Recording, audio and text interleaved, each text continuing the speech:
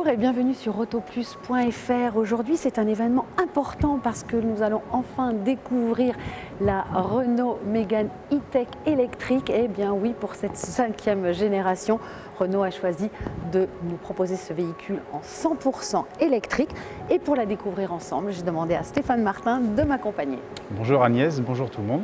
Alors Agnès, tu m'as dit une nouvelle Mégane. Bon, premier coup d'œil comme ça, on reconnaît bien les lignes générales de la Mégane quand même. Oui, alors c'est ce qui est assez particulier avec Renault qui a souhaité donc se lancer vraiment dans cette catégorie, dans ce segment avec du 100% électrique.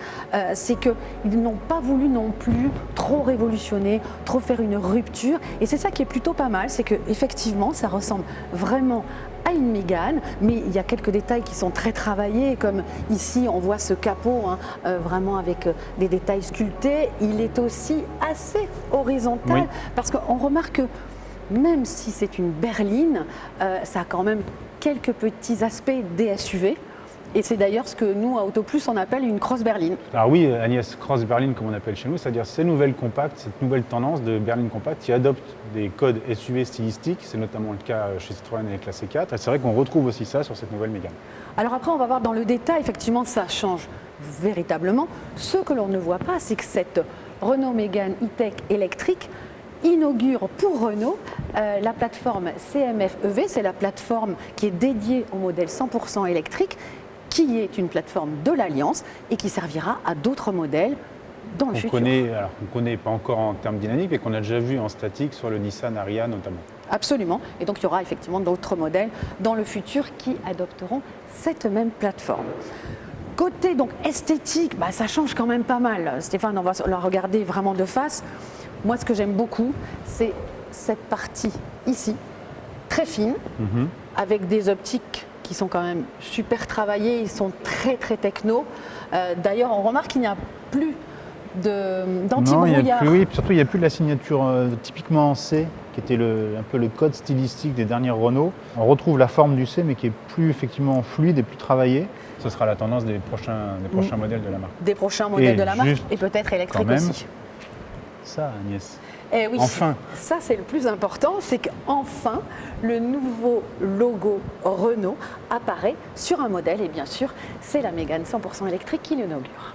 Alors on disait tout à l'heure Stéphane que effectivement cette Mégane E-Tech 100% électrique rappelle quand même la Mégane. En revanche, côté gabarit, ça change vraiment beaucoup puisque cette Mégane électrique mesure 4,21 m de long, ce qui est quand même beaucoup plus court. C'est 15 cm de moins qu'une Mégane thermique. Et puis aussi en hauteur, alors là, c'est quelques centimètres en plus, elle mesure 1,50 m, c'est ce côté un petit peu justement crossover, mélange des genres, qu'on retrouve aussi d'ailleurs en termes de design avec ces protections ici, les protections sur le côté, et puis cette surface vitrée qui est quand même très étroite. Alors moi j'ai plusieurs choses, pas deux. J'aime beaucoup les poignées affleurantes, ça c'est quand même super classe.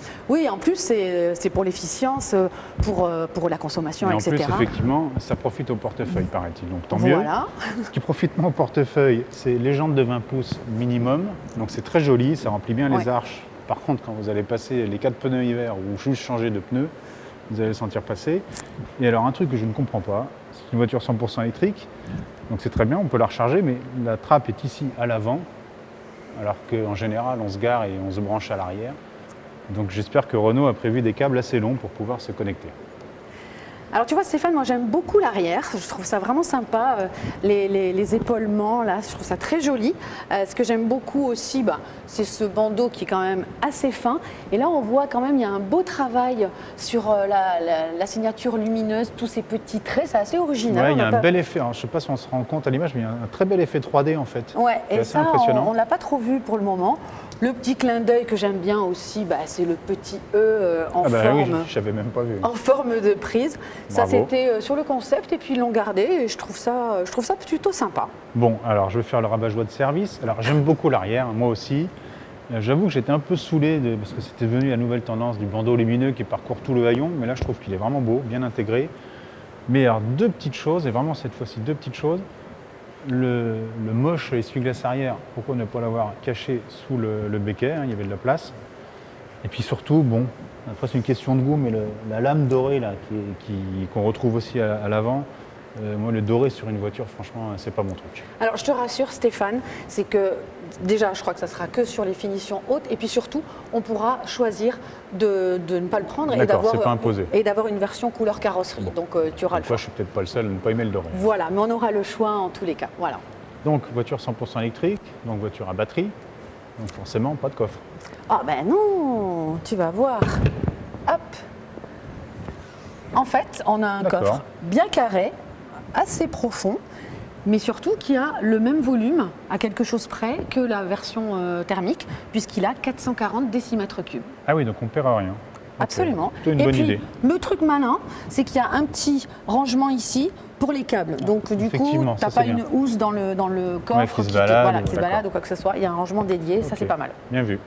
Alors tu vois Stéphane, si à l'extérieur, Renault est quand même resté assez, on va dire, sage. Oui, c'est pas la révolution de style. Voilà. Moi, à l'intérieur, là, j'avoue qu'ils ont vraiment fait quelque chose d'assez exceptionnel. Avec cette planche de bord, alors on l'avait découvert sur les différents concepts. Oui, notamment sur Morphose aussi, qui était le dernier concept car Renault. Ouais, sur Trésor, etc. Et cette planche de bord, elle est assez étonnante. Donc on a vraiment un ensemble d'un seul bloc en forme de L inversée, avec bien sûr les compteurs numériques de 12,3 pouces, donc ça fait une trentaine de centimètres, 31 centimètres environ. Et ici, donc l'écran au format portrait, qui va faire 12 pouces. Bon, il y aura les premières versions qui, elles, seront en 9 pouces, mais ce sera un peu plus petit. Mais on aura quand même déjà le bloc compteur numérique et cette espèce, alors plus court forcément, mais quand même la présentation en elle. Exactement. Et ça, c'est vraiment très original et je trouve ça assez sympa, d'autant plus qu'il y a ici les aérateurs qui ont été intelligemment positionnés. On les voit presque pas d'ailleurs. C'est vraiment très impressionnant. J'avoue que moi, j'adore la présentation de la classe A avec ce double écran, mais qui est sur la même ligne. Là, le fait que ça soit légèrement incurvé en plus, que ça revient bien vers le conducteur, mais que ça reste quand même accessible aux passagers, c'est une très très bonne idée, une belle réussite. Ouais. Il y a d'autres détails que moi j'aime bien, c'est la forme du volant, qui est quand même assez original. Et puis, on remarque ici qu'il n'y a aucun bouton sur la console centrale. Au contraire, on a plein d'espace pour des rangements, des petits, même ici, un rangement qui est assez profond. Hein. Oui, c'est vraiment bien.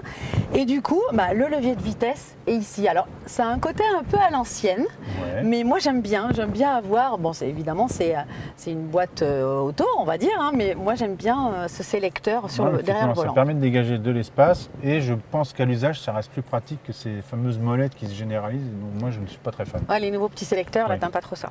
Après, côté matériaux, il y a sur les contreportes et puis ça encercle comme ça toute la planche de bord. Il y a ce matériau qui est assez étonnant. En fait, c'est du bois, c'est du tilleul.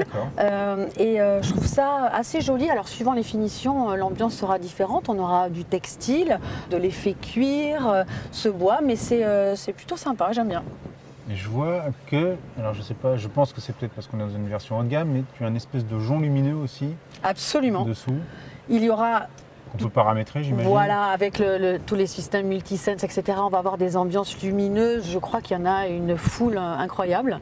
J'ai entendu parler de 50 nuances de couleurs. Nuances de couleurs, absolument. Alors j'ai un petit scoop, parce que je me suis renseigné chez Renault, donc c'est vraiment pour vous, parce que je ne sais pas si les autres le savent, mais sachez que le cuir de nos sièges, là je suis désolé, mais c'est de vrai cuir, c'est de la vraie peau de vache. On n'a pas encore... La tendance actuelle, c'est d'avoir des matières recyclées ou pas naturelles, histoire de ne pas abîmer les animaux. Parce que je sais que par exemple chez DS4, on a le droit du dos de saumon, mais c'est du saumon d'élevage. Bon, là, c'est encore du vrai cuir, mais on nous a promis chez Renault qu'ils travaillaient à des matières synthétiques qui vraiment n'entameraient pas la santé de ces pauvres animaux. Mais il y a quand même beaucoup de matières recyclées dans la voiture, il faut quand même le préciser. Il y a vraiment ce souci-là quand même. C'est très joli. Je trouve qu'il y a par contre beaucoup de boutons sur le volant. C'est un peu dommage. Il en reste encore beaucoup. En contrepartie, on a plein de raccourcis directs et on n'est pas obligé de forcément à chaque fois passer par l'écran tactile. Notamment, je vois qu'il y a la clim qu'on peut avoir en direct. Et ça, c'est un vrai plus à l'usage aussi. Absolument. On va aller regarder aux places arrière si on est bien installé. Oui, parce que c'est quand même là aussi qu'on l'attend. Absolument.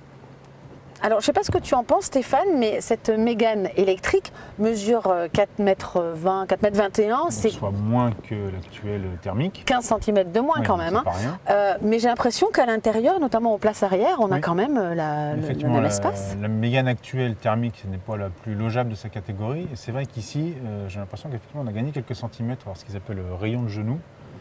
Et même moi, avec mon 1,84 m, je ne suis pas gêné. Toi, je pense que c'est pareil. Ah, moi, je suis vraiment correctement on est bien maintenu. installé. Ça, j'aime bien. Les assises vont assez loin pour soutenir les cuisses, donc ça, sur les longs trajets, c'est top. Ouais. En revanche, la plage centrale, j'ai un petit doute parce qu'elle est un petit peu étroite, mais elle est super moelleuse. Donc du coup, je pense que pour quelques kilomètres, c'est... Et puis surtout, l'avantage, c'est qu'on a un plancher plat. Oui, parce qu'effectivement, la batterie de cette voiture est sous tout le plancher. Et il faut préciser en plus que cette batterie est vraiment très fine parce qu'elle mesure 11 cm d'épaisseur, ce qui est vraiment très peu pour une batterie, pour une voiture comme celle-ci. Ça permet d'avoir à l'extérieur une voiture pas trop haute et puis du coup à l'intérieur d'avoir un vrai plancher plat. Donc c'est quand même pratique pour éventuellement utiliser la place centrale. Absolument. On est pas mal. Alors moi j'ai toujours un petit regret, mais ça c'est les nouvelles voitures. C'est ce que tu disais sur la ligne de vide qui remonte à l'extérieur, mais forcément à l'intérieur. Ça remonte aussi, du coup on n'a pas forcément une sensation d'espace, d'autant que les sièges avant sont assez massifs. Mais par contre, je vais enfin dire un petit truc en plus que j'ai bien aimé. On a de la moquette dans les vides-poches. Ouais. Et ça, mine de rien, pour ceux qui mettent des clés ou divers objets qui se baladent, c'est quand même agréable d'avoir un truc en silence. Oui, ça c'est très bien, absolument. C'est un vrai plus et pour jusqu'à présent, si ma mémoire est bonne, on ne trouvait ça que chez les Allemands, notamment dans la Golf. C'est vrai que ça manquait un peu aux Français, donc bravo à Renault. Stéphane, on va enfin aborder les motorisations, puisque cette Mégane donc 100% électrique sera disponible en deux versions. Il y aura une première version avec un moteur de 96 kW, ce qui équivaut à peu près à 130 chevaux, et puis une autre version de 160 kW, soit 218 chevaux. Il y aura aussi deux types de batteries, mais en fait, chaque moteur aura une seule batterie. C'est-à-dire j'imagine petite batterie, petit moteur, grosse batterie, gros moteur. Exactement. Et donc dans les batteries, on aura une 40 kWh qui autorisera une autonomie d'à peu près 300 km et puis une autre de 60 kWh qui, elle, autorisera 450 km entre deux recharges. Il faut savoir que le moteur est assez compact de cette voiture, plus petit d'ailleurs que dans une Zoé. Donc on sent que chez Renault, on a beaucoup aussi travaillé sur toute la technologie des moteurs électriques. Et puis il y a une précision importante, c'est que cette Mégane e-Tech électrique est fabriquée en France. Et ça, c'est très important de le souligner. Dans le nouveau pôle qu'il y a dans le nord de la France. Du côté du nord de la France, du côté de Douai par exemple. Absolument, donc ça c'est important de le souligner. Cette Mégane sera disponible à la commande en début d'année. Il devrait y avoir les premières livraisons en mars à peu près. Et puis côté tarif, là, Renault ne nous a rien dit. Et nous on a fait nos petites estimations et on se dit que cela devrait être autour de 38 000 €. Sans compter le bonus, bien sûr. D'accord, donc plutôt côté plus Volkswagen ID3 que Citroën C4 IC4. Exactement. Donc on a de l'ambition chez Renault. Oui, absolument. Et d'ailleurs, Luca Di Meo avait clairement annoncé qu'il y avait la gamme ID dans le viseur, je crois bien. Exact. Voilà ce qu'on pouvait vous dire pour le moment sur cette Mégane 100% électrique. On attend bien évidemment les essais avec impatience. Et puis d'ici là, nous, on vous retrouve très vite sur autoplus.fr. Et en kiosque avec Autoplus. Au revoir.